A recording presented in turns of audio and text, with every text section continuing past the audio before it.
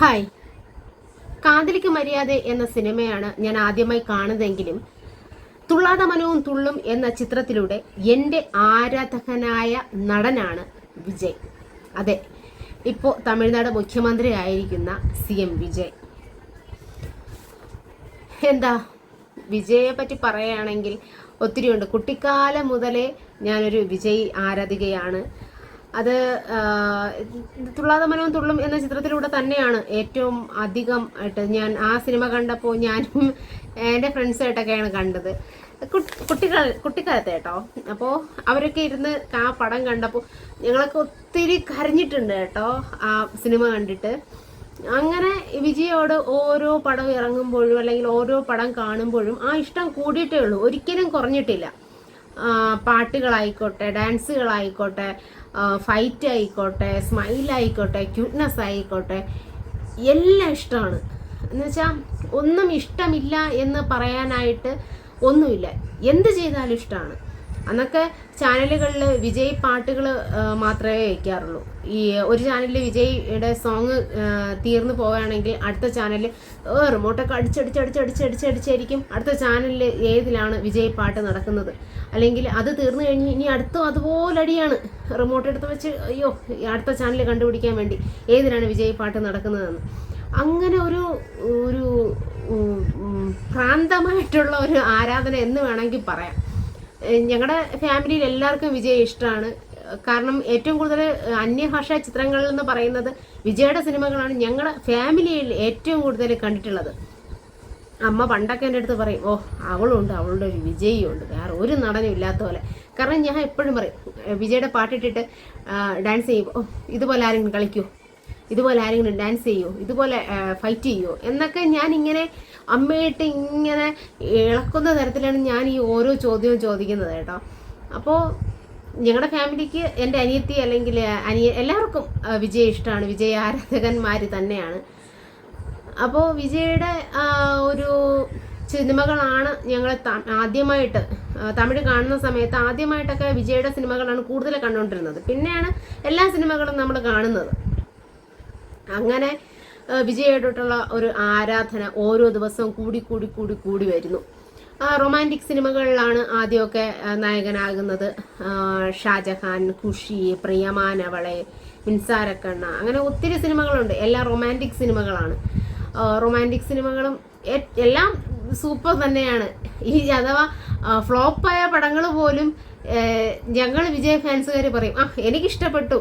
അത് തന്നെയാണല്ലോ. കാരണം ചിലപ്പോൾ കഥ മോശമായിട്ടുള്ള കഥകൾ അല്ലെങ്കിൽ ആ ഒരു ഇതായാൽ പോലും ഞങ്ങൾക്കത് ഇഷ്ടപ്പെടും. അത് സത്യസന്ധമായിട്ട് പറയുകയാണ്. കാരണം എന്ത് ചെയ്താലും ഇഷ്ടപ്പെടുന്നൊരു അത് എന്താണ് അങ്ങനത്തെ ഒരു ചിന്തയെന്ന് പോലും ഇപ്പം മനസ്സിലായത്. കാരണം ഞാൻ ഇന്നൊക്കെ ഞങ്ങളിപ്പോൾ ഒരു മോഹൻലാലിൻ്റെ പടം അല്ലെങ്കിൽ മമ്മൂട്ടിയുടെ പടം അല്ലെങ്കിൽ വേറെ ഏത് നടനായിക്കോട്ടെ ഏതെങ്കിലും ഒരു പടം കാണുകയാണെങ്കിൽ നമുക്കത് കഥ ഇഷ്ടമായില്ലെന്നും അല്ലെങ്കിൽ അത് കൊള്ളത്തില്ലെന്നും അതിൻ്റെ ഇങ്ങനത്തെ ഒരു അഭിനയം വേണ്ടായിരുന്നു അല്ലെങ്കിൽ ഇങ്ങനത്തെ ഒരു ഇത് വേണ്ടായിരുന്നു എന്നൊക്കെ അഭിപ്രായം പറയാൻ പറ്റുന്നുണ്ട്.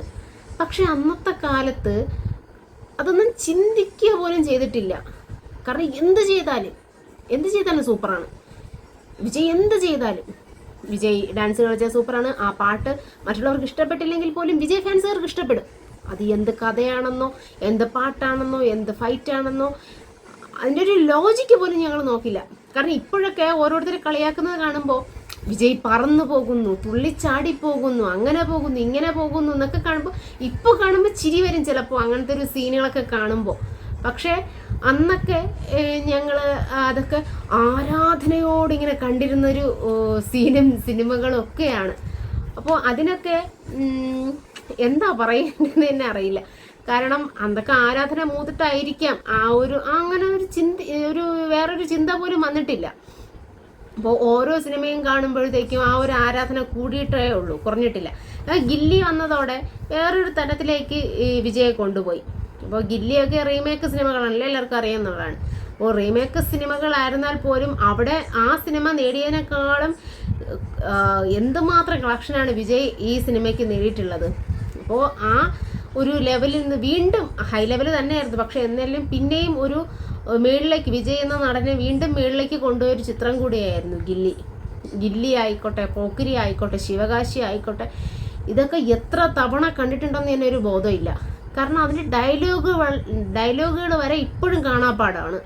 അപ്പോൾ അമ്മ പണ്ടൊക്കെ പറയും ഇപ്പോൾ ഇതൊക്കെ എങ്ങനെ ഓർത്തിരിക്കുന്നു എന്ന്. അത് എന്തോ അറിയില്ല, ഭയങ്കരമായിട്ട് അത് ഡയലോഗുകൾ ഇപ്പം കണ്ടാൽ പോലും കൂടെ ഇരുന്നാണ് ഡയലോഗുകൾ പറയുന്നത്.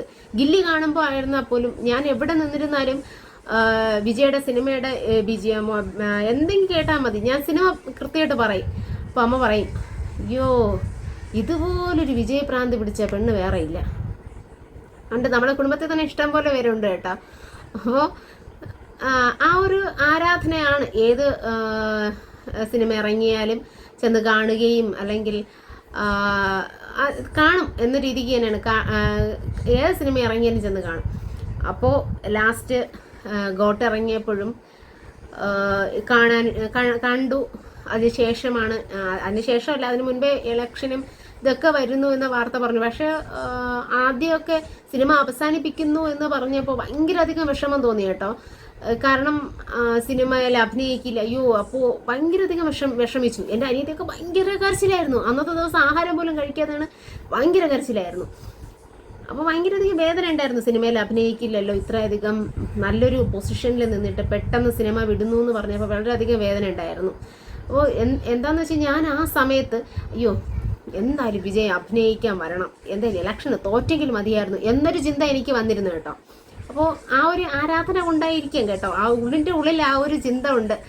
അപ്പോൾ ഇപ്പോഴും ആ ഒരു ലെവലിലാണ് ചിന്തിച്ചത്. ഞാൻ ഇലക്ഷൻ നിൽക്കുന്നതെന്ന് പറഞ്ഞപ്പോഴും എൻ്റെ മനസ്സിൽ ആദ്യം ഇലക്ഷന് തോറ്റു കഴിഞ്ഞ് സിനിമയിൽ അഭിനയിക്കുമായിരിക്കും. അപ്പോൾ ആ ഒരു ചിന്ത വന്നു. എന്നിട്ട് ഒരുപാട് ന്യൂസുകളും വാർത്തകളും ഒക്കെ കാണുന്നുണ്ടല്ലോ. അപ്പോൾ വിജയ് എന്ന് പറയുന്ന നടൻ സിനിമാ ജീവിതം വിട്ട് വീണ്ടും രാഷ്ട്രീയത്തിലേക്ക് വരുമ്പോൾ അവിടെ ഉണ്ടാകുന്ന പ്രശ്നങ്ങൾ, വിജയ്ക്ക് നേരിടുന്ന ഓരോ പ്രശ്നങ്ങൾ. അപ്പോൾ ഈ വിജയ് വരുന്നതിനെ ഇത്രമാത്രം ഭയക്കുകയും അല്ലെങ്കിൽ ഇത്രമാത്രം ഓരോരോ പ്രശ്നങ്ങൾ ഉണ്ടാക്കുകയും ചെയ്യുന്ന ആൾക്കാർ. അപ്പോൾ പിന്നെ എനിക്ക് തോന്നി എന്തായാലും വിജയ് സിനിമ വിട്ട് രാഷ്ട്രീയത്തിൽ വരുന്നതാണ് നല്ലത്. അതൊരു അയാളുടെ ഒരു മനസ്സിൻ്റെ ഒരു എളിമയും അല്ലെങ്കിൽ മനുഷ്യർക്ക് നല്ലത് ചെയ്യണം എന്നുള്ളൊരു ബോധം അയാളുടെ മക്കൾക്ക് എന്താണോ വേണ്ടത് അത് തന്നെയാണ് അയാൾ ചെയ്യുന്നത്. അല്ലാതെ മറ്റുള്ളവരുടെ ആരെയും നോക്കില്ല. അയാൾ പറഞ്ഞതും അങ്ങനെ തന്നെയാണല്ലോ. തമിഴ് മക്കളെ അയാളെ കൊണ്ട് എന്തൊക്കെ സഹായിക്കാൻ പറ്റുമോ അതെല്ലാം ചെയ്യുന്നുണ്ട്. അപ്പോൾ ആ ഒരു ഇലക്ഷന് അദ്ദേഹം ജയിക്കണമെന്ന് ആത്മാർത്ഥമായി ഞാനും പ്രാർത്ഥിച്ചു. അതിനുശേഷം പ്രാർത്ഥിച്ചതാണ് കേട്ടോ. അപ്പോൾ എല്ലാവരുടെയും ആഗ്രഹം പോലെ അയാൾ ജയിക്കുകയുണ്ടായി. അപ്പോൾ ഇവിടുത്തെ നമ്മുടെ കേരളത്തിലെ ഇലക്ഷൻ നടക്കുന്നുണ്ട്, പക്ഷേ ഇപ്പോഴത്തെ യൂത്ത് പിള്ളേരെല്ലാം അപ്പോൾ തമിഴ്നാടിൻ്റെ വാർത്തകളാണ് കൂടുതൽ കാണുന്നത്. കാരണം വിജയ് ജയിച്ചോ, വേറെ ഒന്നും അറിയണ്ട, വിജയ് ജയിച്ചോ. ഞാനും അങ്ങനെ തന്നെ ആയിരുന്നു. ആ ഇലക്ഷൻ വാർത്തകളാണ് കണ്ടുകൊണ്ടിരുന്നത്. കാരണം അവിടെ എന്താണ് എന്നുള്ളൊരു ചിന്തയാണ്. ജയിച്ചു, ഭയങ്കര സന്തോഷമായിരുന്നു. ഞങ്ങളുടെ വീട്ടിൽ ഭയങ്കര സന്തോഷമായിരുന്നു കേട്ടോ വിജയ് ജയിച്ചതിൽ. അതിനുശേഷം സത്യപ്രതിജ്ഞ ചടങ്ങ് വന്നു. സത്യപ്രതിജ്ഞ ചടങ്ങ് വിജയുടെ ഹൈലൈറ്റ് ഡയലോഗായിട്ടുള്ള എൻ നെഞ്ചിൽ കുടിയിരിക്കും എന്ന് കേട്ടതും ദൈവമേ ഞാൻ എഴുന്നേറ്റ് നിന്ന് കയ്യടിക്കുകയാണ് ഉണ്ടായിരുന്നത്. അതെന്തെന്നുള്ളാത്തൊരു സന്തോഷവും ആവേശവും എന്ത് പറയണമെന്ന് തന്നെ അറിയില്ല. അത്ര അധികം ആവേശമായിരുന്നു. കാരണം അദ്ദേഹം ജയിച്ച് കണ്ടപ്പോഴുള്ള ഞങ്ങളുടെ ഒരു സന്തോഷം, അല്ലെങ്കിൽ അദ്ദേഹത്തിൻ്റെ ഫാൻസ് ആയിരുന്നവർക്കുള്ള ഒരു സന്തോഷം, അതെന്നും അങ്ങനെ തന്നെയാണ്. വിജയോടുള്ള ഒരു ആരാധനയോ ഇഷ്ടമോ സ്നേഹമോ അല്ലെങ്കിൽ ഒരു റെസ്പെക്റ്റോ ഒന്നും ഞങ്ങൾ മരിക്കുന്നത് വരെ അതെന്തായാലും കുറയില്ല എന്ന് തന്നെയാണ് തോന്നുന്നത്. അപ്പോൾ ഈ ഒരു ലെവലിൽ നിൽക്കുന്ന ഒരു വ്യക്തി, ആ വ്യക്തി എന്ത് ചെയ്തിരുന്നാലും നല്ലതിന് വേണ്ടി ചെയ്യും എന്നൊരു തോന്നലാണ് അയാളെക്കൊണ്ട് അല്ലെങ്കിൽ ആ തമിഴ്നാട് മക്കൾ ഇവരെ വിജയിപ്പിച്ചത്. അങ്ങനെ തന്നെ ഭരിച്ചു പോകുന്നു എന്നാണ് ഇതുവരെ നിന്ന് മനസ്സിലായത്. അപ്പോൾ അങ്ങനെ തമിഴ്നാട് മക്കളെ ഭരിച്ചുകൊണ്ടിരിക്കുന്ന ഇപ്പോഴത്തെ തമിഴ് CM ആയിട്ടുള്ള വിജയ്ക്ക്, ഞങ്ങളുടെ ദളപതിക്ക്, ഇളയ ദളപതിക്ക് 1000 പിറന്നാൾ ആശംസകൾ. ഇനി നിങ്ങൾ വിജയ് സാറ്, നിങ്ങൾ CM ആയാലും ശരി, നിങ്ങൾ പ്രൈം മിനിസ്റ്റർ ആയാലും ശരി, നിങ്ങൾ ആരായാലും ശരി, ഞങ്ങൾക്കെന്നും നിങ്ങൾ ദളപതിയാണ്. അതിൽ ഒരു മാറ്റവും ഉണ്ടാവില്ല. അത് നിങ്ങൾ എത്ര വലിയ പൊസിഷനിൽ പോയിരുന്നാലും ഞങ്ങൾക്ക് നിങ്ങൾ ദളപതി തന്നെയാണ്. കാരണം ഞങ്ങൾ വീട്ടിൽ പോലും പറയുന്നത് വിജയണ്ണ എന്നാണ് കേട്ടോ. കാരണം ഞങ്ങൾ മലയാളികളായിരുന്നിട്ട് പോലും ഞങ്ങൾ സംസാരിക്കുന്നത് വിജയണ്ണ എന്നേ പറയുള്ളൂ. കാരണം ഞങ്ങളുടെ വീട്ടിലൊരാൾ, അപ്പോൾ കേരളത്തിലുള്ള എല്ലാവരും അങ്ങനെ തന്നെയാണ്. ഒരു അന്യഭാഷാ നടനെ സ്നേഹിക്കുന്നുണ്ടെങ്കിൽ അത് വിജയോളം സ്നേഹിക്കുന്ന, അല്ലെങ്കിൽ വിജയേക്കാളും മറ്റൊരാളെ ഇവിടെയുള്ളവർ അംഗീകരിച്ചിട്ടില്ല എന്ന് എനിക്ക് ഫീൽ ചെയ്തിട്ടുണ്ട്. ഒരുപാട് നടന്മാരെ ഇഷ്ടമാണ്.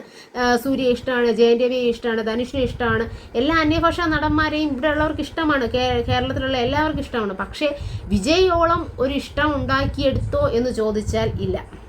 വിജയ് തന്നെയാണ് മെയിനായിട്ട് ഉള്ള ഒരു ആകർഷണം. ഇവിടെയുള്ള മലയാളീസ് തന്നെ ഒരുപാട് പേര് പറയുന്നത് കേട്ടിട്ടുണ്ട്. കാരണം ഞങ്ങൾ തമിഴ് പഠിച്ചത് തന്നെ വിജയ് എന്ന് പറയുന്ന നടൻ്റെ സിനിമകൾ വെച്ചാണ്, അദ്ദേഹത്തിൻ്റെ ഡയലോഗുകൾ വെച്ചാണ്, അല്ലെങ്കിൽ അദ്ദേഹത്തിൻ്റെ സിനിമകൾ കണ്ടാണ് ഞങ്ങൾക്ക് തമിഴ് കുറച്ചെങ്കിലും ഞങ്ങൾക്ക് മനസ്സിലാകുന്നത്, അല്ലെങ്കിൽ അത് സംസാരിക്കാനായിട്ട് ഞങ്ങൾക്ക് മാറുന്നത്. അപ്പോൾ വിജയ് ഇവിടെ ഉണ്ടാക്കിയ ഓളം അതിൽ നിന്ന് തന്നെ നിങ്ങൾക്കൊക്കെ മനസ്സിലാക്കാം.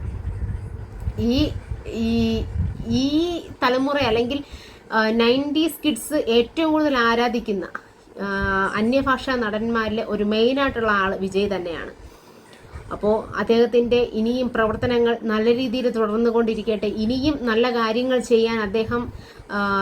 ചെയ്യാൻ അദ്ദേഹത്തിന് സാധിക്കട്ടെ എന്നൊക്കെ ആശംസിച്ചുകൊണ്ട് ഒരിക്കൽ കൂടി വിജയ് സാറിന് 1000 പിറന്നാൾ ആശംസകൾ പറഞ്ഞുകൊണ്ട് നിർത്തുന്നു. Bye bye.